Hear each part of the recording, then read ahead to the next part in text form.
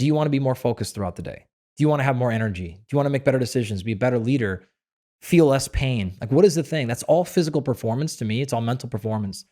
And so what I love doing the most out of all this is having an answer for somebody who's searching because they want to perform better, and then being able to be like, oh, you just have to do this. This is the Pursuit of Wellness podcast, and I'm your host, Mari Llewellyn. What is up, guys? Welcome back to the Pursuit of Wellness. Today, I am joined with Dr. N.E.A.T, Galpin, a world-renowned human performance scientist. This episode is so packed with insights that we split it into two parts. We talked for so long, and there's so much good information in here. You're going to want to listen to part 1 and 2. In part 1, we cover Dr. Galpin's fascinating journey with growing up on a farm to working with elite athletes, and we dive into topics like stress, sustainable systems, fat loss strategies, and the importance of daily movement. Part 2 will drop this Thursday, so stay tuned. Dr. N.E.A.T Galpin, welcome to the show. It's a pleasure to be here. I'm going to have to read your credentials here because there's so many. You are a human performance scientist with a PhD in human bioenergetics. You work with elite athletes. You're a professor. The list goes on. I'd love to just start by hearing how you got to where you are now. Like, where did the interest start? I grew up in the country with just everybody around me who were on horses and logging and farming and things like that. And my parents were really loving and supportive. No one where I'm from was highly educated. I could not have told you as a kid what a PhD was. I had no idea. That's crazy. I didn't have any lawyer parents or anything like that. Not to, it's bad, but we just don't any different. And so my parents were super supportive of my siblings and I, and they didn't care what we did professionally, but all they said is, you're not going to do what we did. And they just wanted a better life for us.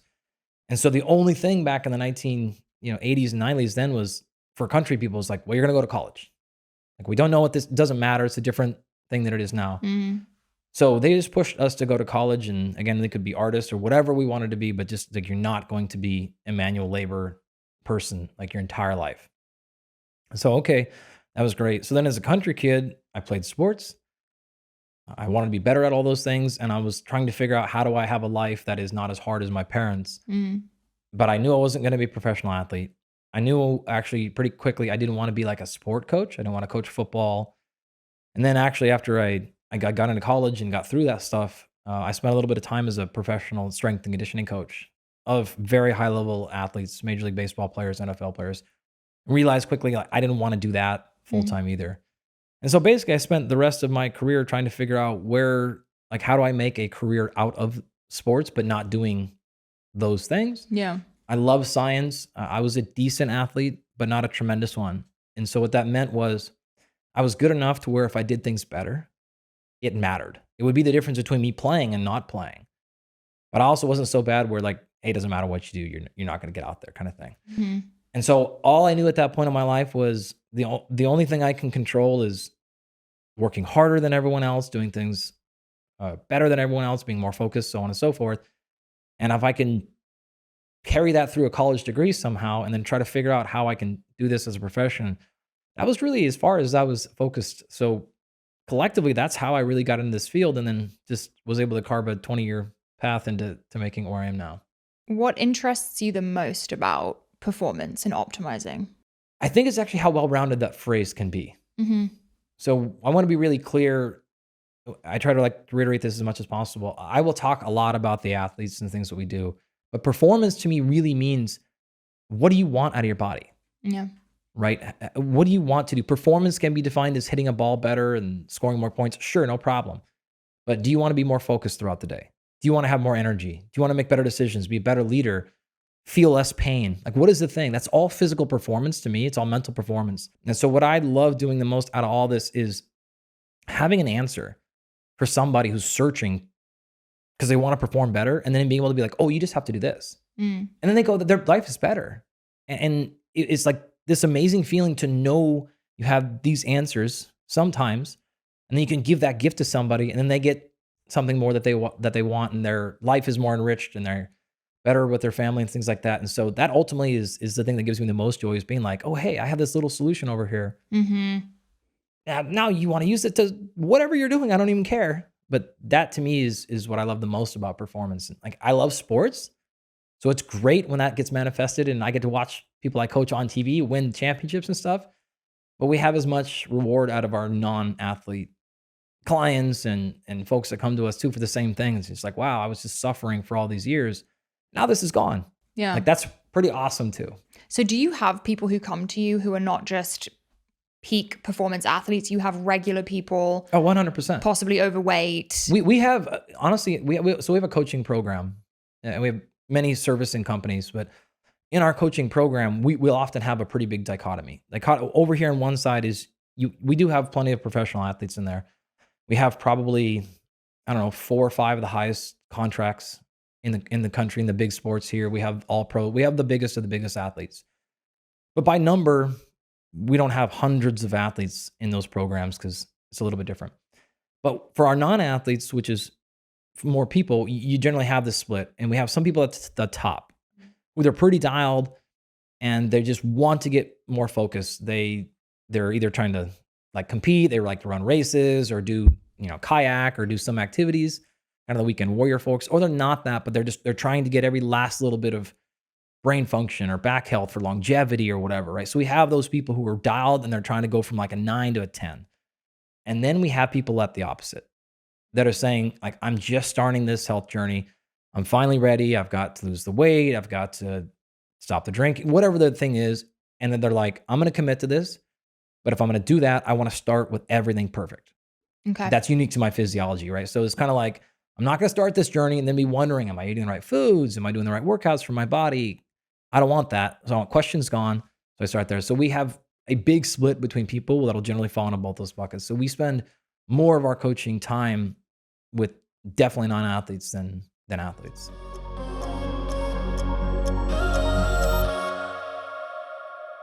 You guys know I am obsessed with bond charge, and red light therapy in general has been such a game changer for me. We've been using it throughout my fertility journey, my acne journey. It's so great for inflammation.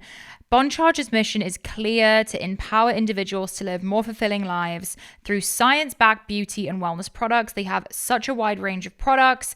My personal favorite is the red light face mask. It makes it so simple to use.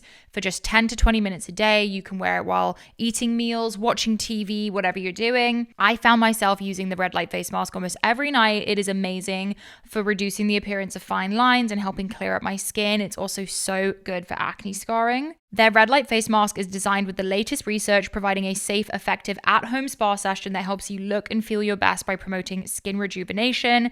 As I get older, I've noticed more fine lines around my eyes, on my head, and it really helps smooth out the creases and tighten my skin. It also really helps with blemishes. It's portable, lightweight, and contours perfectly to my face. It is fitting seamlessly into my morning or night routine. I have noticed such a big difference with my acne scarring, especially hyperpigmentation. I find that when I use it more consistently, it has the most effects. Bond Charge red light devices promises a non-invasive approach that utilizes specific wavelengths of red and near infrared light to penetrate the skin, offering a range of benefits that continue to garner attention from researchers and health professionals alike. Bond Charge ships worldwide in rapid time, easy returns and exchanges with a 1-year warranty. Go to bondcharge.com and use coupon code PURSUIT to save 15%. That is BONCHARGE.com and use coupon code PURSUIT to save 15%. You guys know I exercise a lot. I horseback ride, I go to the gym. I'm always sweating and definitely need to be on top of my deodorant game. And that is why I love Lumi. It is a full body deodorant that's safe to use anywhere on your body: pits, underboobs, thighs, belly buttons, butt cracks, vulvas, and feet. It was created by an OBGYN who saw firsthand how BO was being misdiagnosed and mistreated. Lumi is clinically proven to block odor all day long and control odor for up to 72 hours, which is amazing for me. Generally, when I leave the house in the morning, I am not coming back until the evening. They have a solid deodorant stick, they have a sweat control deodorant, and they have a spray deodorant. All the products are baking soda free, paraben free, and pH balanced. They have such great scents. They have clean tangerine, lavender sage, or toasted coconut. As a special offer for our listeners, new customers get 15% off all Lumi products with our exclusive code POW. And if you combine the 15% off with already discounted starter pack, that equals over 40% off their starter pack. Use code POW for 15% off your purchase at lumideodorant.com. That's code POW at LUMEDEODORANT.com. Please support our show and tell them we sent you. Smell fresher, stay drier, and boost your confidence from head to toe with Lumi.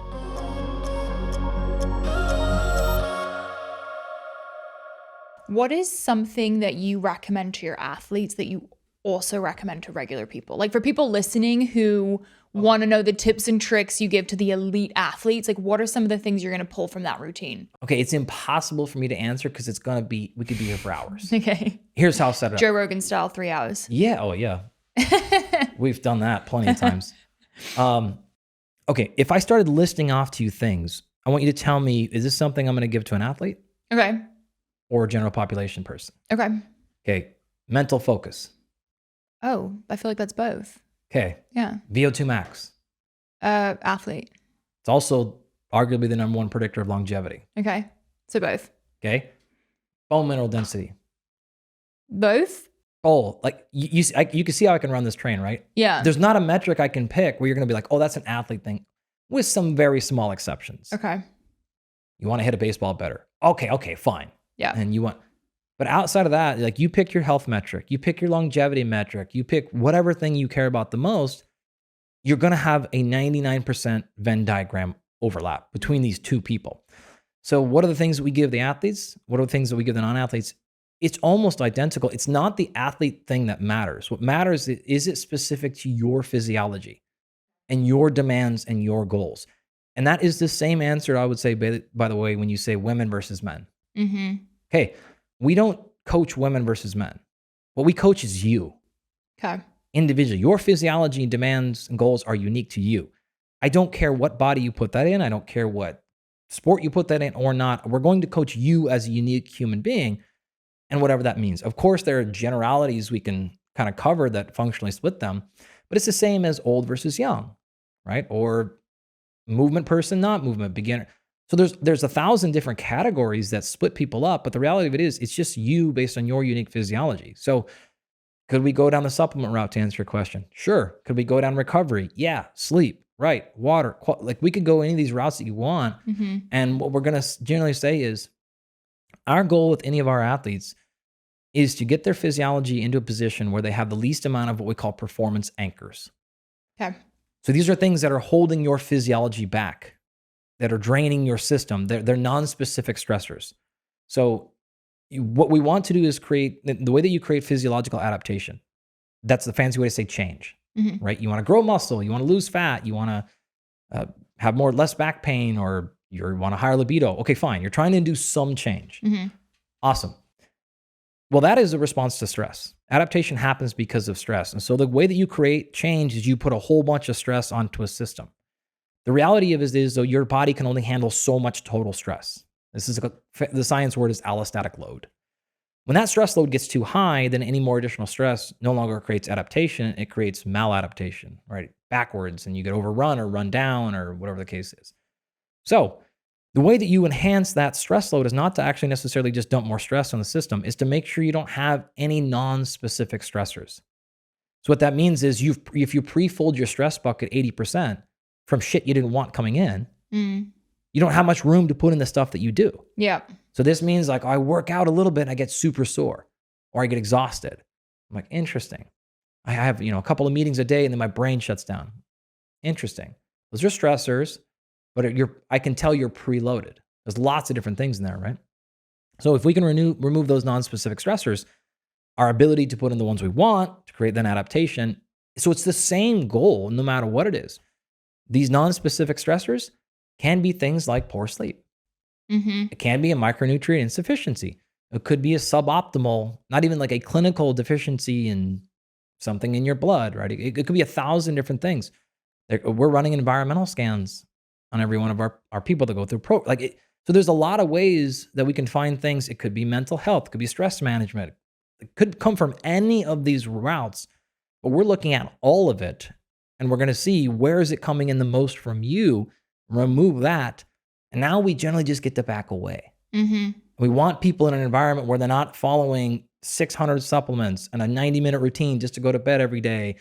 And like these are unrealistic long-term solutions, but you have to kind of figure out what is putting the most strain in the system initially, get that out of the way, and then generally let physiology do what it wants. I was the 90-minute supplement every 2 hours person for a very long time. Of course. And flexibility has been like a new thing for me because I do love like a very regimented routine, but I've had to sort of ease up on that. Do you think, and this is a bit of a deep question, but do you think for someone listening who wants to be in the best shape of their life, lose fat, gain muscle, do you think suffering is a part of that? Or do you think there's a way to go about it that is enjoyable? Okay, so it's clearly both, Mm-hmm. right? The way that you want to think about this is you want to suffer in the way that you're most able to handle. Okay. And you want to do this in the way that is going to establish the most long-term consistency. The goals you just outlined are different than other client goals we hear. But let's just take the ones you said. Mm-hmm. Okay, I want to have fat loss. I want to be in the best shape of my life. Do you want to be in the best shape of your life for a week? The assumption is you want that to stay around for a while, right? Yes. Great. So we're automatically thinking we have to put ourselves in a system that is somewhat sustainable. Yeah. Okay. So that is a different approach maybe than other approaches where compare this to say our professional fighters Mm-hmm. who really want to be in the best shape of their life. And they only really have to be there for a week, Okay. right? Because they're going to compete and they're going to fight for a world championship and things like that. We're going to get them in good shape, but they're actually literally trying to peak. Yeah. The Olympics, we just had this, like our athletes were peaking. You get it, right? So when those questions are going in my head, I'm literally thinking, okay, you're probably talking like long-term, stay that way for a long time. Yeah. So it's a different approach. So to your question, what we want to do is figure out, can we get those things done in a way that is sustainable and where your suffering is a way that you can handle it? So could this be hunger suffering? Okay, fine. Some people are fine with that. Some people, that is a huge trigger. Yeah. No problem. Can it be other types of suffering? Fine. Can the suffering be, we're going to be walking more often so you don't get as much work done? God, we have to stop working. Is that may be a different type of suffering we ask of you? Could be any number of things. It could be we have to actually carve out 45 minutes before sleep because we have to get more effective sleep as a huge component to effective fat loss. People like completely miss that or disregard the important role of sleep in successful fat loss. So we will do, like, it could be a number of ways to different sufferers. So ultimately, there's going to have to be some, but we can be as intelligent as possible and to not put you on a short-sighted goal. We want to go after the long game there. And so what we'll always say with that question is a lot of people will think, I have to lose weight to kind of get healthy. That's true. Sometimes, though, we need to get you healthy first to then let you have more successful weight loss. So we have to pick our suffering and be intelligent with what we ask of people. What we don't want to do is set people up into positions that are extremely unrealistic. I'm particularly sensitive to this one because I have young kids, right? You take somebody who's got kids and a job and other things going on, you're going to lose that battle. If you put them in like really ridiculous food prep modes or things like, all right, that was just a bad coaching decision. Mm-hmm. Their suffering might have to come somewhere else because you're making an unrealistic expectation, and they might have the willpower, focus, and determination to crush it for 6 weeks. But eventually that kid thing will just eat you up, or lifestyle or travel or whatever the thing is for you. So you got to make sure that you're giving them a chance, a realistic shot to win against the battle that they can win.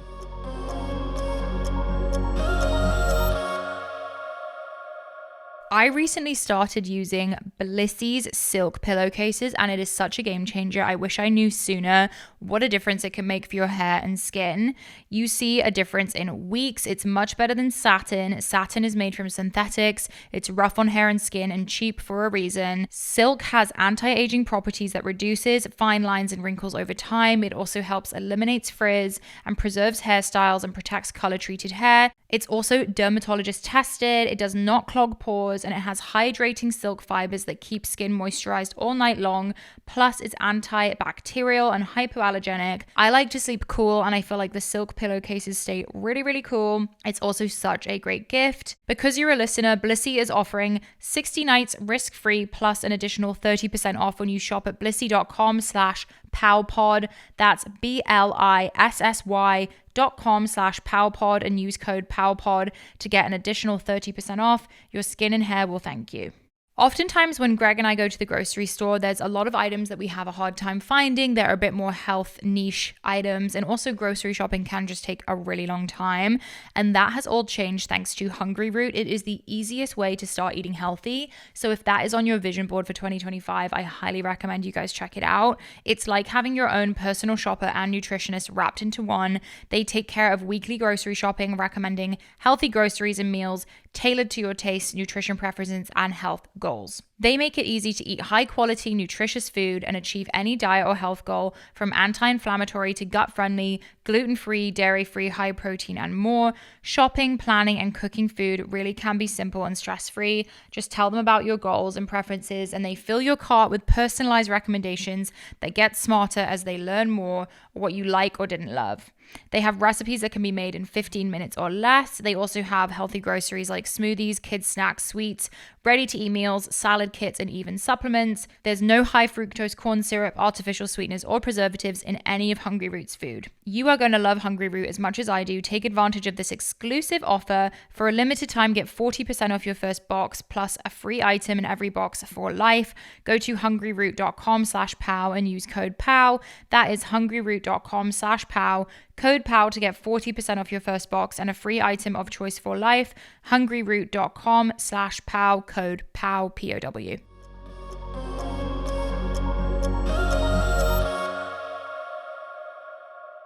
So back in 2017, I lost 90 pounds in a year window, but it was literally all I thought about for that year. Like I don't have kids. I wasn't even in school. I had dropped out at that point. My life was also a mess, so I didn't really have a choice. Like it was a very isolated situation. And I think when people ask me questions and I just have to mention that because it was a very unique time of my life where I could really zone in on that.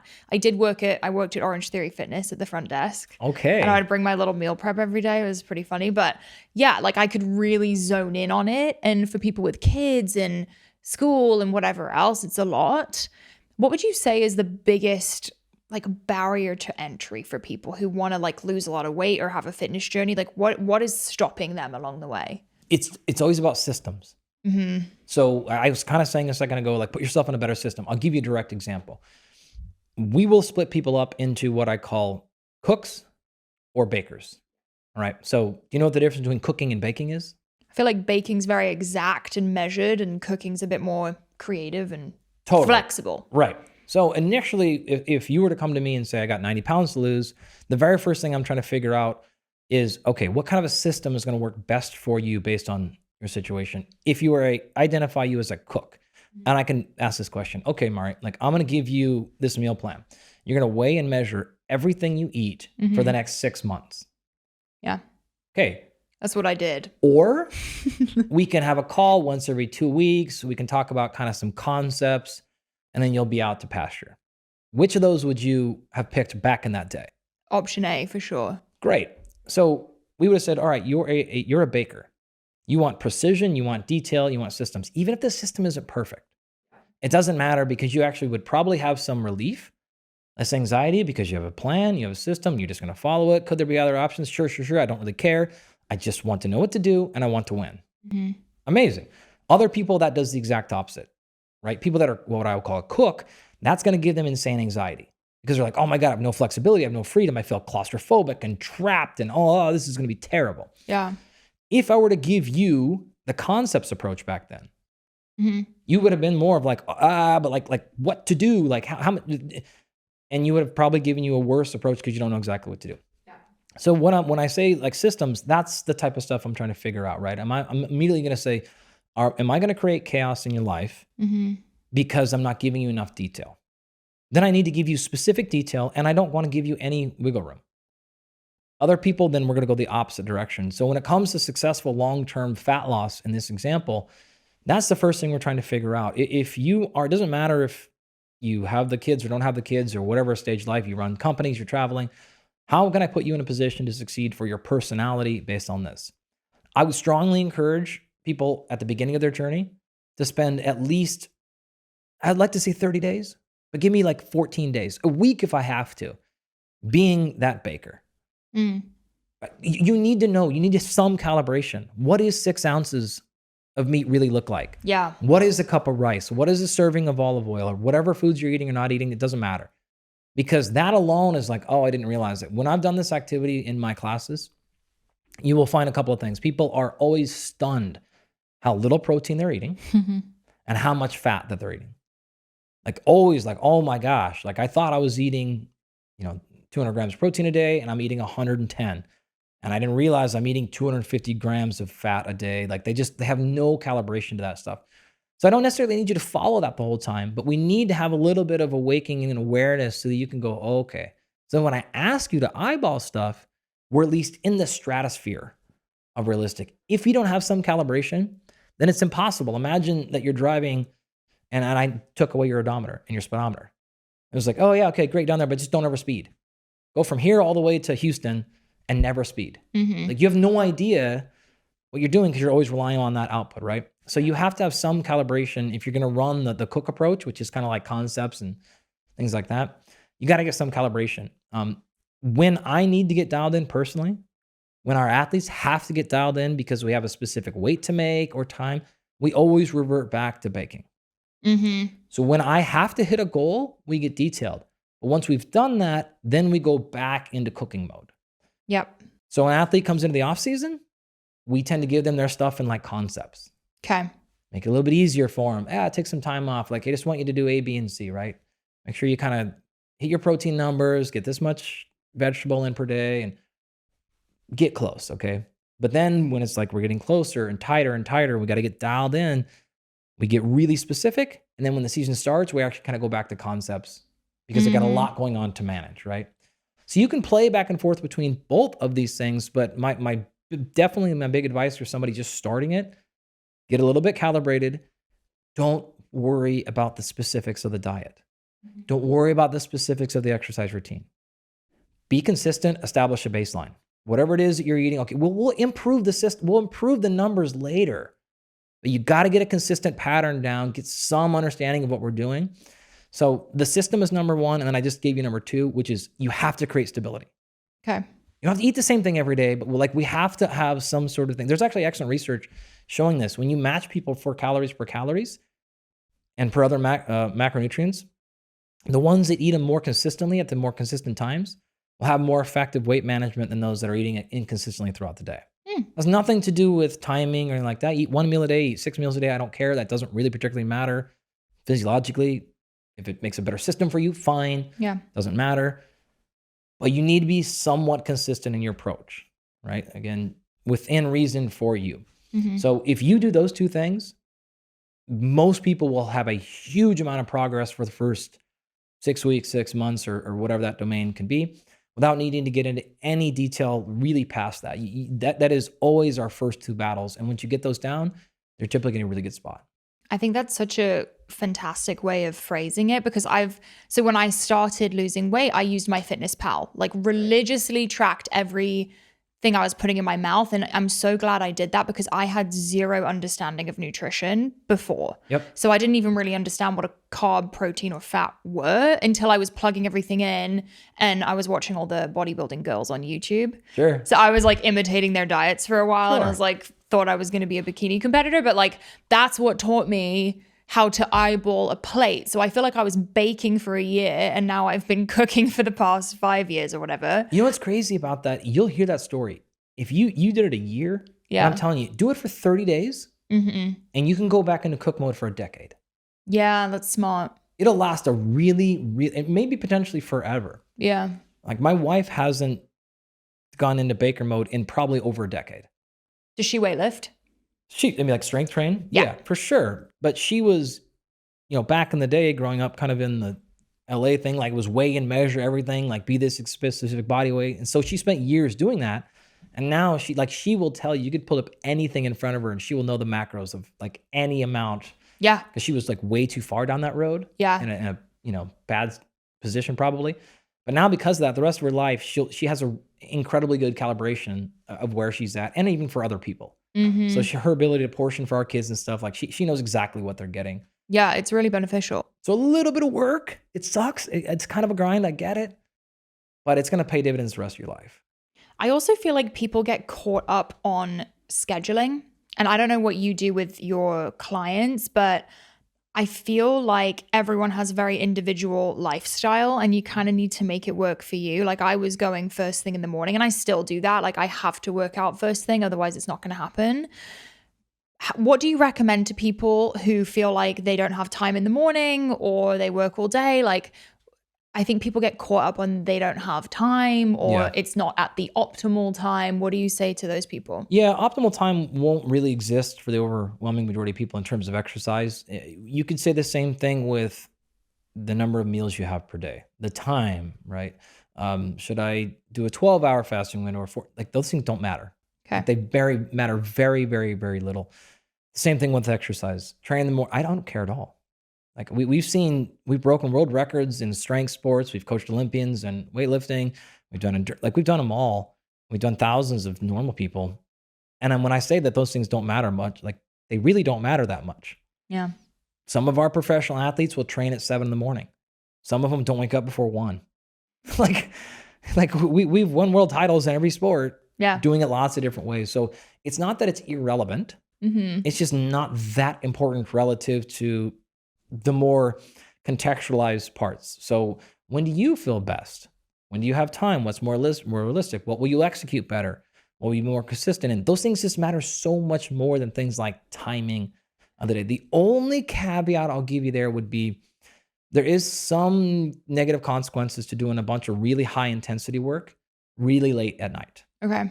If you can avoid that, that's generally better. And we've had to do that a number of times with clients, non-athletes typically. We deal with this with athletes, but that's part of the course, right? You're going to play a baseball game till 11 p.m. Yeah, I was going to ask you, what do you, for fighters who are going on at like 10 or 11 p.m., how do they prep for that? Like, are they not exhausted? No, because their life is scheduled around that. Really? Yeah, that's why if we're never going to have a fighter wake up at 7 a.m., 8 a.m. We only generally deal with like main event fighters. So it's 8 to 9:30, 10 p.m. We've also fought in many different time zones. In Fight Island, in Abu Dhabi, and like Singapore, and like we've been all over the place, right? And the Olympics were in Paris, like we're all over there, right? And so what you need to do is go reverse then engineer so that competition time is when they're peaking physically throughout the day. Got it. And so for the 6 to 8 or 10 weeks before, their schedule is being changed so that is when they are performing their best, which means they're going to train at 8, 9 p.m. Every night.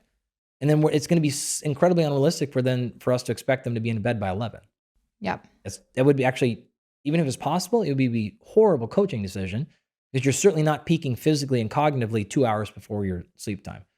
And so those people might go to bed at 2 or 3 in the morning, and then they're sleeping until 11 or noon the next day.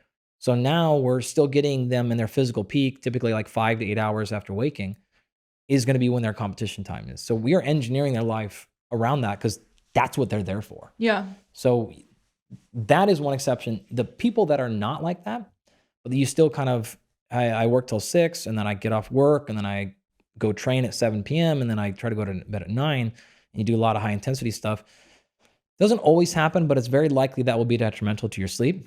And we'll see that in a number of areas pop up. This will a lot of times be I fall asleep super easy, but then I wake up in the middle of the night and can't go back to sleep. Because the cortisol's up from the workout? It's not the cortisol per se that will probably be up. It's a whole host of physiological cascades that are churning and burning. So if you want to call it cortisol, like fine as one representation of general stress, but it's like cortisol is often quite maligned when it doesn't need to be. It's super productive. But yeah, in general, like just call it the global stress response is quite high. Temperature, recovery processes, all these are in the wrong direction. And so people will often fall asleep pretty quickly. Okay. Because they're tired and fatigued, but then their system gets woken up within a couple of hours and they have a really hard time going back to sleep. We can see that in the respiratory rate and their heart rate and HRV, different metrics like that. That'll pop up and we're like, okay, we have to do either some sort of very specific match down regulation.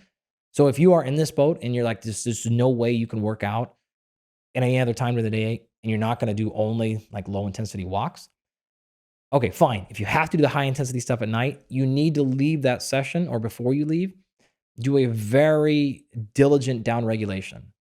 You have to pay that thing back or you're going to have trouble sleeping and it's going to be a problem. So that down regulation piece can be a number of, it's honestly specific to you, like what helps you downregulate.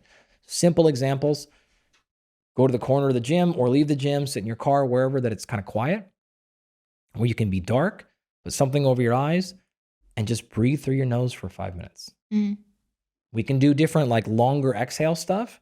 That's fine. But the reality of it is, like, you sometimes just need like 5 to 7 minutes without music blasting, without lights on super bright, and just bring it back down. A lot of times that alone will be enough. I've heard you use the phrase exercise snacks. Is that correct? Oh yeah, sure. Can you tell us about exercise snacks? What does that mean? Yeah, sure. So it's a basic idea of when you think about exercise, physical activity, a lot of times we bundle it all together. But the reality of it is, you want to kind of think about like physical activity as how much movement you have throughout the day. Yep. So if you're sitting at a desk all day, your general physical activity, this is a step count. Okay. Right? Basic things like that. So you want to bucket physical activity as kind of a thing where all of us basically want that as high as we can, realistically. That's good, but it's not a surrogate for true structured planned exercise. Okay. We want that, right? We want some of those things over there. You don't want to fall into the trap of saying, like, I work out, I do these high intensity exercise for 45 minutes a day. I do it 5 days a week. So I'm super healthy. And then you do no physical activity. Okay. There's lots of literature on that, is not great either. So like, let's say you're having a crazy workout at 8 a.m. Yep. HIIT training, strength training, and then you sit at a desk all day and you don't move again. That would be better than not doing the workout. Okay. But it would certainly be suboptimal. Yeah. We need some sort of physical movement throughout the day, and we need structured exercise. That's our best component. Okay, now, in between those two areas are exercise snacks. So what this basically says is, imagine you are sitting there all day. We're all dressed up. Yeah, everyone looks so fancy over here, right? Your crew looks Do we so look great. fancy? Yeah, you guys are always looking Thanks. great. There's a lot of fashion around this It's my place. best outfit. Is it? No. If I dressed myself, you guys would be laughing right now. Wait, who picked this out? I'm not allowed to, and nothing that goes in my house is chosen by me. Your wife is picking it? 100%. What do you wear to work every day? To work every Like day? active wear? As in, like, get out of my bed and go upstairs to my computer? Yeah. Yeah, definitely going to be shorts and a very, very old t-shirt. Do you have a walking treadmill? No.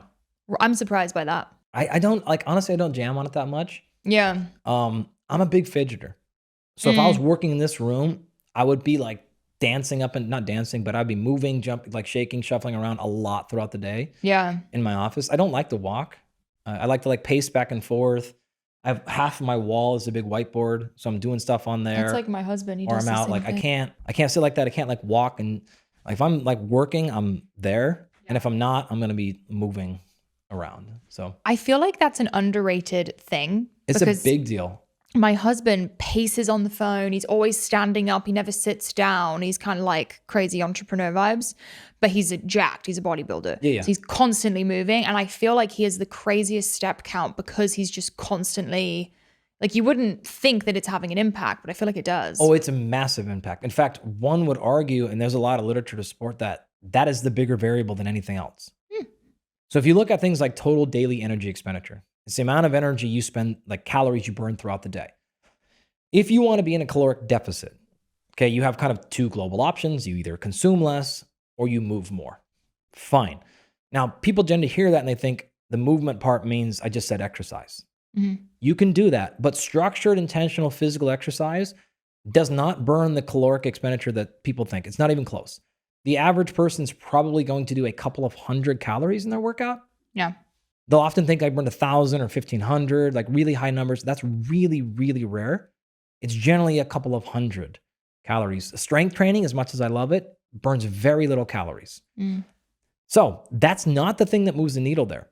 There's another component to that that's called N.E.A.T, non-exercise active thermogenesis, right? So it's the calories you burn doing non-specific fidgeting. It's your foot right now moving around, right? Yeah. It's the twitching. It's me jumping up and down. It's your husband pacing back and forth. It's those things. That is actually probably the bigger delta Yeah. in terms of your caloric expenditure than any of the other variables. There's a couple of other variables in that equation that I didn't mention, like thermal effective food and things like that.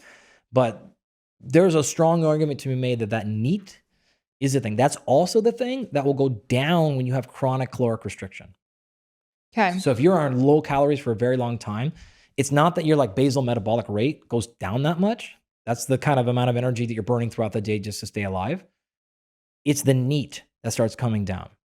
And if you watch bodybuilders specifically in this physique world, when they are getting low on calories, watch his fidgeting just go to zero. Right, because you don't want to use up energy. You'll just see them start like leaning on stuff all the time. Yeah. And sitting and like laying and hunching over. They have no idea that they're doing it, but their body is trying to bring caloric expenditure down because caloric intake is down. And that's the thing that shuts them down a ton is that NEAT thing. So they'll just be like sitting there.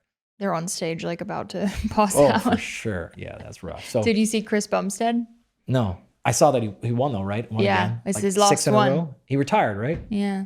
I don't follow the physique world that much, but I saw that because Yeah. 6 in a row and then pull the plug, right? Do you ever coach those people? Because I feel like it's very aesthetic and not so much like inner health. I don't coach them at all really that much. Like I just honestly don't find that field interesting at all. Really? Like, never like it's like kind of, but It's like kind of anti-performance, I guess. I mean it is, and it is like no disrespect, but I grew up where like we were always going to promote substance over style. Mm-hmm. It was like we never wore gloves and like aesthetics. I told you like I hate fashion like with all my passion, right? It's like whatever. Yeah. But that said, it's really hard work.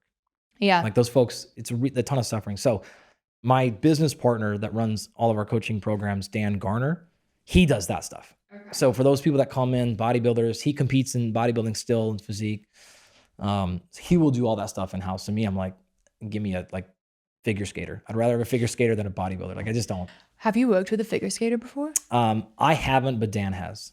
That's really interesting. Yeah, he did a couple of Olympic medalists. What is their diet like? I don't know. I can imagine though. It's not gonna be that different. Really? Yeah, I mean, you have to manage calories, right? Because you got to be. It's not that different from like our gymnasts and stuff like that. We've had to deal with anyone that's got to manage weight but still perform. It's not that hard of a system. Because they're like flying through the air. Totally, but the thing that's going to get skaters is going to be things like training volume. Okay. Because they're skating so much. Yeah. And they're training so much, and so you have to keep. It's the same thing with like honestly, it's very similar to conceptually like most distance athletes. Yeah. Because body mass is so big, it's such a big deal. And like whether you're a rower, swimmer, cyclist, like you're any extra body weight, that's FTP, right? For that endurance world, it's just going to add mass that you got to carry. But at the same time, the fueling demands are so high. Mm-hmm. So you have to really be specific about when and how you're fueling and all that to make sure that you're as lean as you can, but then not sacrificing sleep or recovery. Do you ever have equestrians? We have had like 3. No. Yeah. Oh my God, I'm so curious. These would be, I wouldn't say full-time professional ones, but folks that like we had a lawyer actually she's from Texas. That like, and we actually have like probably 2 or 3 that are competing right now, at least in a program. Jumpers? So, I couldn't answer. I would guess jumpers if it's I grew up. My mom barrel raced for forever. Stop. As I've been barrel racing. Yeah, it's great, right? Yeah. I was gonna ask you because you said you grew up in the country, and I was like, I feel like anyone who grows up in the country ends up rodeoing somehow. Yeah, we did a little bit of that stuff. I did. I think the first one I did was I was probably like 5 or 6. What did you do? The same thing that every 6-year-old does, because you're not going to get on Broncos, right? The sheep. Yeah, that's the way to go. Mutton busting. Yeah, exactly. It's very character building, I feel like. Yeah, I remember I got so mad because I was pretty athletic as a kid, and I was like, "Oh, I'm going to win for sure." Like I had never been on one, but I was like, for sure going to win, and I just fell off immediately, and I was so mad. No, Yeah, maybe so it's like mad. a balance thing. I mean, I don't know how much You skill like is had involved. never done it before. Yeah. Right. Like I had ridden horses, so I could ride a horse. I'm like, I'm definitely gonna ride that. It's gonna be super easy. And all these kids are gonna suck. And then I didn't win immediately the first time. So I was like, I hate this. Never again. Women who come to you who are afraid of strength training. Yeah. But want muscle. Like, what do you tell them? So it depends on where the afraid is coming from. Yeah. All right. So the way we'll always break it down is look, feel, perform. Right. So everyone on the planet wants to look a certain way. You define what you like or don't like differently than me. Fine. I don't care. You set the rules. Tell me what you don't want your shoulders to be big. Fine. Or you want them to be big. You want your weight. Like, I don't care at all. You tell me what you want to look like, don't want to look like. Fine. That's look. Feel. What do you want to feel like? Right. So you want to feel strong. You don't care about feeling strong. Mhm. You want to feel more energy, right? You don't want to feel the fatigue going up. Like, what is the feeling thing that you're going to care about? And then perform. How do you want to perform? Right? What is that area of performance to you? Again, we talked about examples earlier. So whatever it is. Once I have those, then we work backwards. Okay, great. So we're going to recommend strength training. Awesome. Why? Because it's going to hit those goals. And then I'm going to show them, we'll actually take them directly through the research. Show them the papers that this type of training will get specifically to this goal or whatever, and it'll not achieve this outcome. Yeah. So if it's an education piece, it's actually then becomes quite simple. A lot of that, as you're well aware, is rooted in very, very old, we'll call it even mythology at this point, right? We also have, I don't know how many hundreds of clients we can look back on them and say, well, it didn't happen to those first 600. Probably not going to happen to you. Yeah. You know, like we've done this so many times. Yeah. It's hard for them to make an argument like they're the special case who's this is gonna Bulk happen, up, right? Like, quote unquote. Right. And then because we have people on our team that do compete in physique, their job professionally is to make their physique look exactly how they want. They need this muscle to grow, but not that much. So we can literally be like, tell me which one you don't want to get big, and we will make sure it doesn't get big. Yeah. And which one you want to get big, and we can do that. It's like not that hard of a thing to do. And so when they have that empowerment, they're like, oh, okay. Because ultimately then it just comes down to trust. Saying like, you promise you're going to get me where I want to get, and we're not going to pull the like, yes, you said that, but then we're going to do it anyways because we think it's better for you. We're not going to do that. Like if you come in saying you want your glutes to get bigger, great. We're going to make sure your glutes get bigger, but you don't want your thighs bigger. Okay. Like we can manage that. It's not always perfectly realistic, their expectations, but we can get pretty close. So it's an education piece at the beginning. And then it is saying, okay, just be good enough to give them what they want. And, generally we're pretty successful at that.